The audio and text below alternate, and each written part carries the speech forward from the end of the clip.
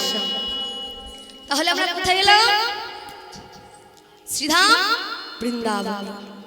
তাই আসুন দেখে নিই বৃন্দাবনে ভগবান আমাদের জন্য কেমন লীলা রেখে গেছে। বৃন্দাবন থেকে আমরা কোথায় যাব? যাব দ্বারকায়। আসুন আমরা দেখে নিই। জয় রাধে।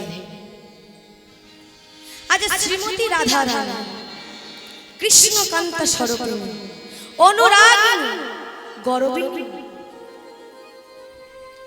প্রিয় সখীদিগকে আক্ষেপ করে বলছে, ওরে সখী রে,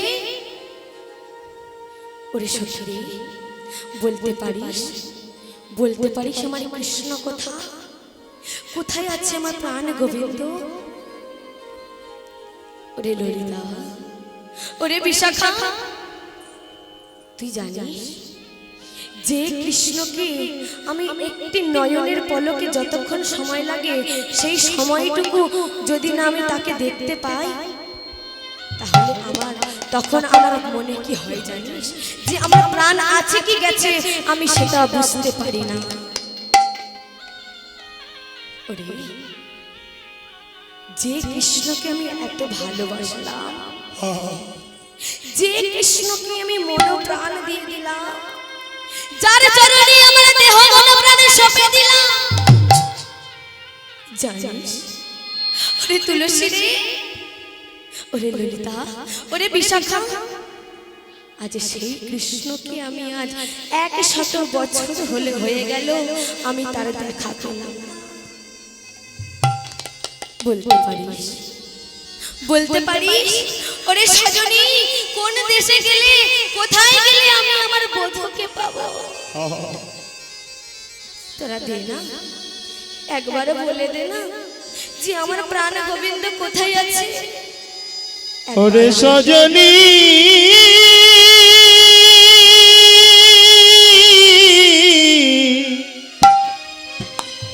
ওরে তোরা বলে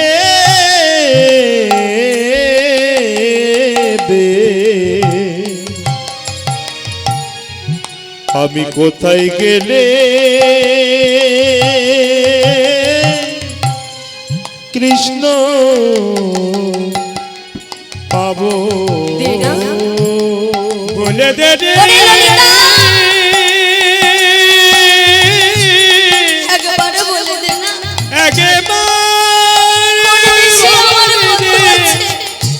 ললিতা রে, ওরে বিশাখা রে, রাধে রাধে, কোথা গেলে আমি বধূ বধূ পাবো? একবার আমাকে বলে দে কোথায় আমার বধূ আছে। ওরে ললিতা রে, ওরে বিশাখা, তোরা যদি জেনে থাকিস আমার গোবিন্দ কোথায় আছে, কোন দেশে আছে, একবার আমার কাছে বলে দে। এই দেখ, কৃষ্ণকে পাওয়ার জন্য আমার দেহ যে অধীর আগ্রহে বসে আছে, আমি যে এখানে অধীর আগ্রহে বসে আছি, কিন্তু সে আসছে না। ওরে, ওরে ললিতা, একবার তুই বলে দে আমার প্রাণ গোবিন্দ কোথায়। তাই এবার রাধারানী যাকে সামনে দেখতে পাচ্ছে তারা হাতে ধরে পায়ে পড়ে বলছে, ওগো তোমরা কি কেউ বলতে পারো আমার প্রাণ গোবিন্দ কোথায়? তাই আজ রাধারানীর কেমন দশা না, যে পরাণ গো বধুয়া বলি,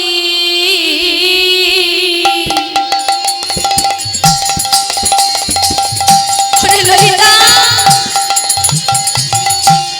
আজ করে হায় হায় পরানব ধুয়া বলি, একবার বলে দাও।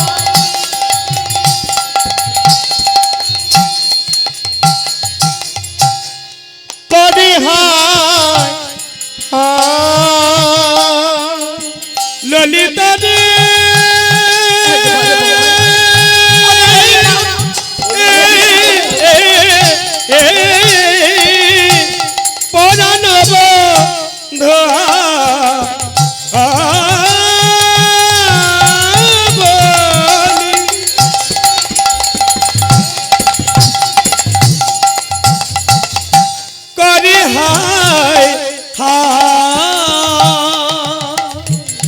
সেবা করে কৃষ্ণ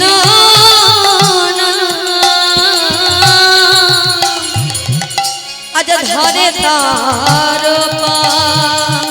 আর যেবা করে কৃষ্ণ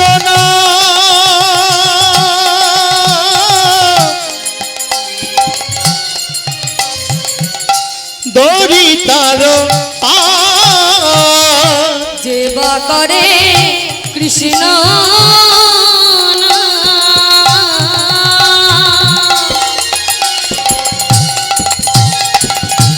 আজ ধরে তার আর যেবা করে কৃষ্ণ ধনি ধরে তার বলি তোমরা কি বলিতে পারো তোমরা কেহ বলিতে পারো আর তোমরা কি বলিতে পারো আর তোমরা কি বলিতে পারো আমি কোথাও গেলে আমার বধূ পাবো। আজ তোমরা কি বলিতে পারো আমরা কোথায় গেলি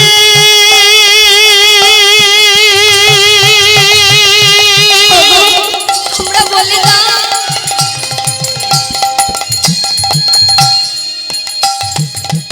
বধূ পাবো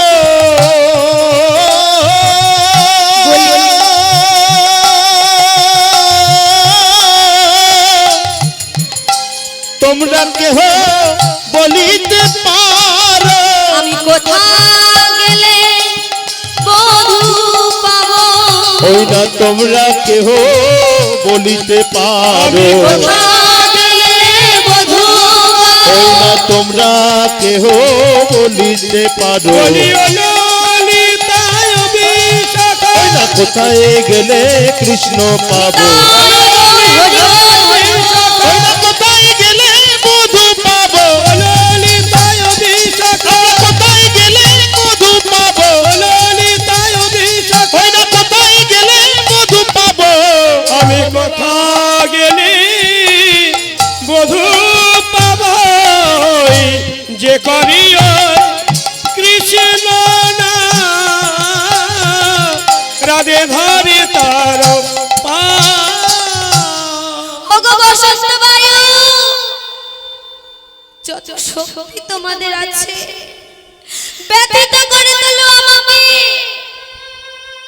ওগো পঞ্চবান বিদ্ধ করো আমার এই প্রাণ ওগো জমভগিনী তুমি বা কেন ক্ষমা করবে তোমার ওই তরঙ্গে আমাকে ডুবিয়ে দাও মরণে সিক্ত হয়ে যাক আমার এই দেহের জ্বালা আমি আর এই ঘরে ফিরে যেতে চাই না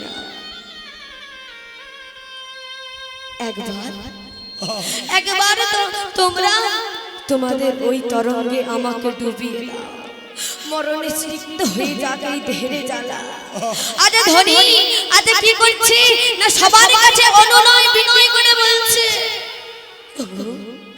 যে যে মানব জন্ম পেয়েছি আরে যে জন্মে আমি কৃষ্ণের সঙ্গে সঙ্গ নিতে পারলাম না কৃষ্ণকে দর্শন করতে পারলাম না সেই দেহ রেখে লাভ নেই সেই দেহের কোনো মূল্য নেই তাই এবার রাধারানীর কথা শুনে ললিতা বলছে ওরে রাধে রাধে রে তুই এমন করে কাঁদছিস কেন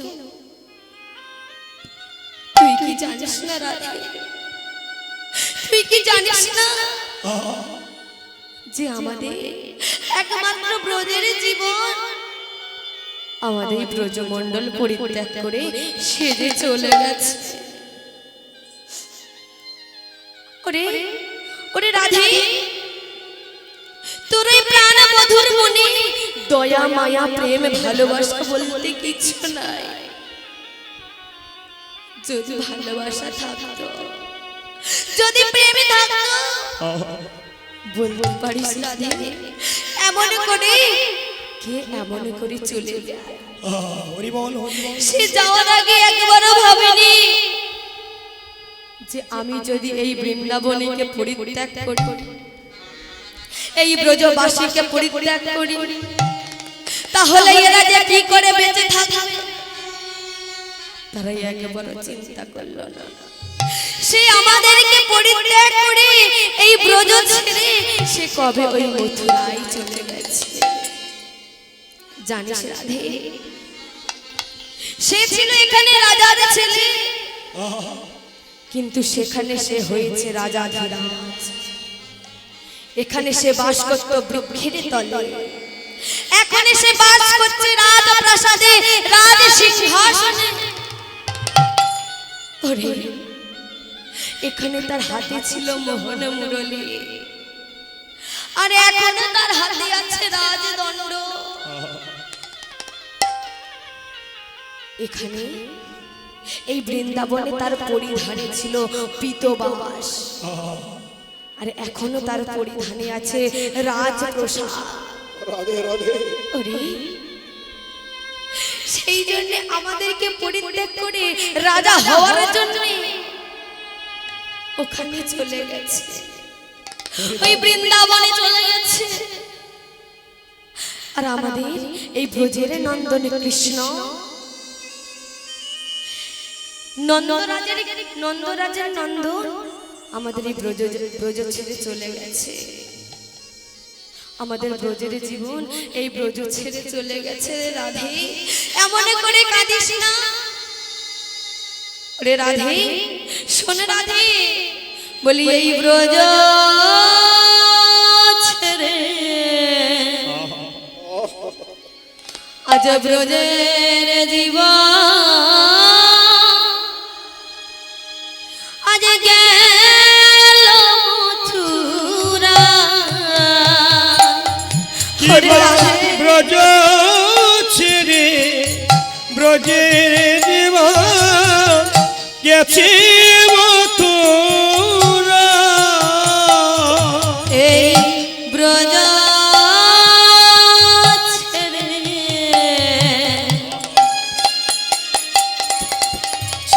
আমাদের ব্রজে জীবন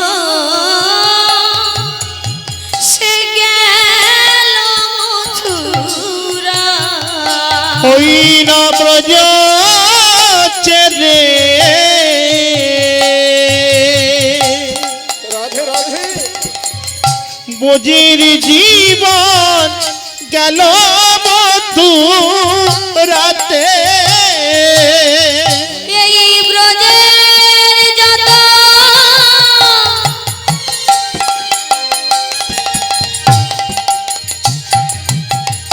নর নারী তারা করে হায় হায়। ওই ব্রজের যত নর নারী করে হায় হায়। ব্রজ ছেড়ে ব্রজের জীবন গেল মথুরা। ওই না ব্রজ ছেড়ে ব্রজের জীবন গেল মথুরা। আমার নন্দ পিতা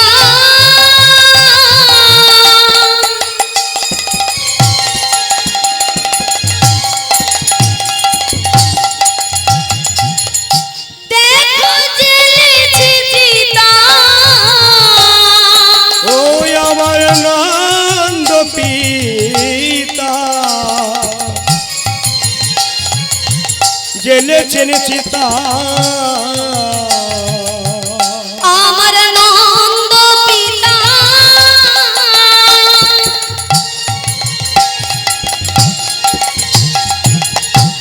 আজ জ্বেলেছে চিতা। আমার নন্দ পিতা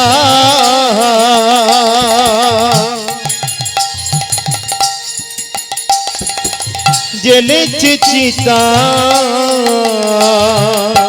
নন্দরানী অভাগিনী দুলাতে লুটা ওই না নন্দ রানী অভাগিনী দুলাতে লুটায় ওই না নন্দ পিতা জেলেছে চিতা প্রাণতে জীবন ব্রজের কানায় ব্রজ ছেড়ে গেল মথুরা। আজ যখন সমস্ত গোপীগণে যখন সমস্ত সখীগণে যখন গোবিন্দের নামে নিন্দা করছে, আমার রাধারানী আর থাকতে পারল না। রাধারানী আর থাকতে পারলেন না। রাধারানী বলছে, ওরে ললিতা, ওরে বিশিখা, তোরা এমন করে আমার প্রাণ গোবিন্দের নামে এমন নিন্দা করিস না। ওরে আমি জানি তার কোনো দোষ ছিল না, সব দোষ আমার ছিল। কেমন জানিস? আমার গোবিন্দ যখন চলে যায় তখন আমি গোবিন্দ যখন রথের উপরে বসেছিল, আমি রথের সম্মুখে গিয়ে দাঁড়িয়ে আমি গোবিন্দের কাছে বলেছিলাম, গোবিন্দ গোবিন্দ, সত্যই যখন তুমি চলে যাবে, সত্যই যখন তুমি আমাকে ছেড়ে চলে যাবে, তাহলে তুমি চলে যাও। আমি শুনেছি কি জানো? আমি শুনেছি গোবিন্দ, কোন ব্যক্তি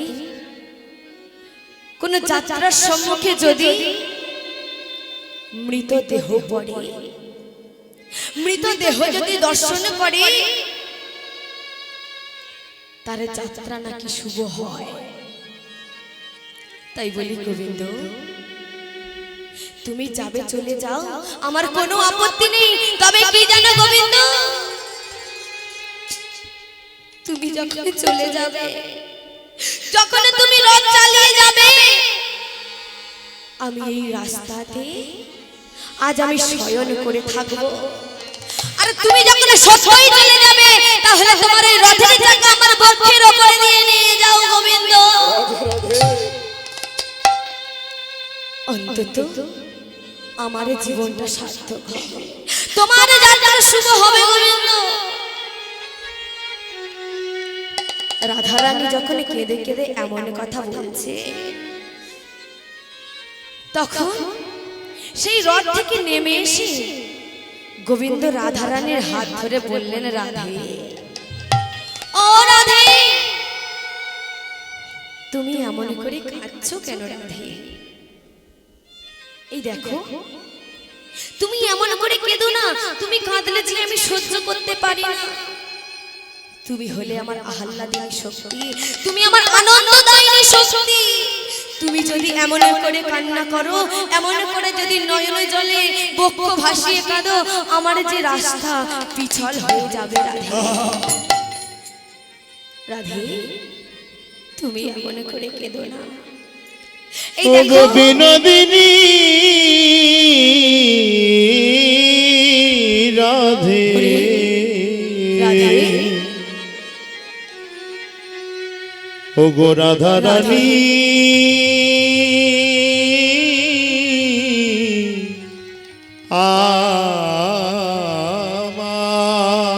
প্রেমময়ী নিতাই গৌর হরি বল, হরি বল। প্রেমময়ী রায় ধনী আমার ধনী,